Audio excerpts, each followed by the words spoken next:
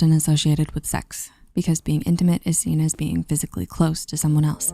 However, there are other forms of intimacy that don't involve sex or touch at all, such as emotional, intellectual, experiential, and spiritual intimacy that is just as important to a relationship as the physical kind.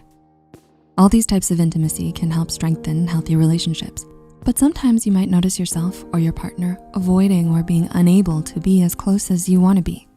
Perhaps they're anxious about being so open or afraid to show their insecurities with you. If you're curious to know why you or your partner may be avoiding intimacy, here are 7 reasons why we avoid intimacy. Rejection and engulfment.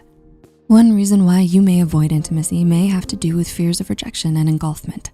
This means that you're afraid of possibly being controlled, dominated, or losing yourself in your relationship. According to psychologist Dr. Margaret Paul, co-founder of Inner Bonding, most people have underlying false beliefs that, when triggered in their relationship, cause fears that lead to controlling, protective, and avoidant behavior. These false beliefs may involve believing that you're not enough for your partner or that you need to give up part of yourself for your relationship. In cases like this, communication is key.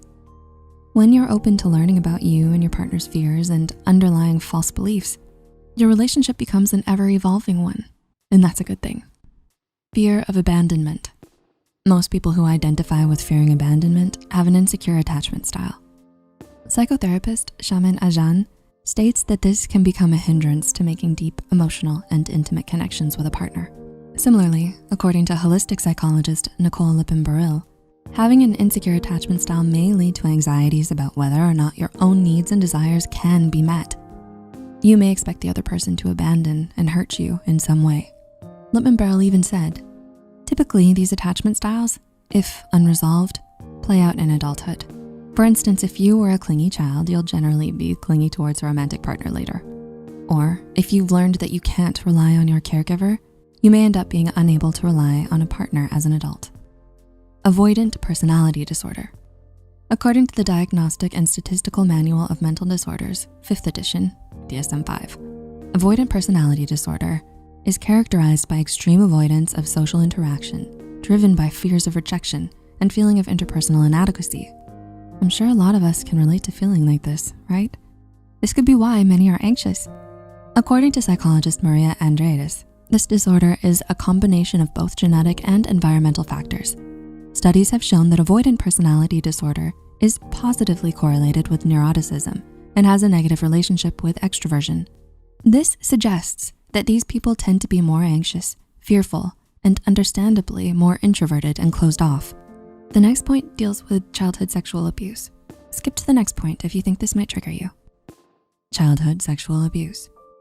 According to therapist Wendy Maltz's definition, sexual abuse occurs whenever one person dominates and exploits another by means of sexual activity or suggestion. Survivors of sexual abuse may experience difficulties with trust, have a fear of intimacy, a fear of being different, and have difficulty establishing interpersonal boundaries in relationships. In these cases, it's important to keep the lines of communication open with your partner and perhaps consider therapy as an option to help deal with these childhood traumas. Previous abuse. Fear of intimacy can also stem from emotional and physical abuse, which is committed against intimate partners, current or former spouses, boyfriends, and girlfriends.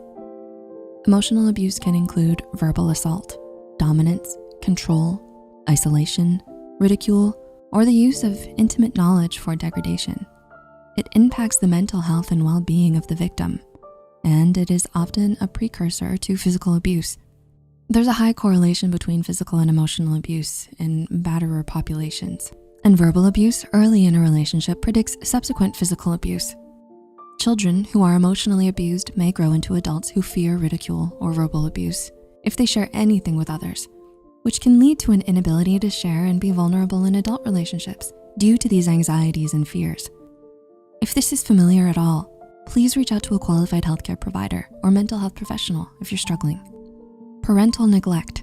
According to licensed clinical psychologist Ayanna Abrams, a person's attachment style is the way they behave in a relationship based on the way they were cared for as a child. Abrams notes that not feeling secure in your relationship with your parent or caregiver can lead to 3 different types of attachment styles. avoidant, anxious, or disorganized. If you have an avoidant attachment style, you typically avoid intimacy, and this is often due to caregivers being largely unavailable. One study published in the International Journal of Sexual Health found having unavailable parents might even lead to sexual difficulties later in life. Those with an anxious attachment style tend to crave intimacy. It usually forms when a child has inconsistent caregivers who are not always there for them. If you have a disorganized attachment style, you tend to both crave intimacy and avoid it. This tends to occur when a child grows up afraid of their caregiver. That's why it's also called fearful avoidant attachment, and it's been linked to poor coping skills, erratic behavior, and difficult or volatile relationships, separation, and overdependence. Do you tend to call your parents for advice when something goes wrong in your relationships? It's possible that the effects of a close relationship with your parents may influence the quality of your romantic relationship. Separation individuation is defined by Margaret Schomburger Mahler as the developmental phase in which you gradually differentiate yourself from your mother, develop awareness of your separate identity, and attain relatively autonomous status. Psychiatrist Helm Sterlin noted that a very close relationship with parents may actually end up hindering romantic relationships in adolescence. A fear of intimacy, as we've explained, is due to anxiety caused by a variety of reasons. The fear could also lead to depression because as human beings, we're emotionally and psychologically wired for social connection and closeness. Could you relate to any of these points? Let us know in the comments. If you find this video helpful, be sure to like, subscribe, and share it with those who might benefit from it. Thanks so much for watching and see you in our next video.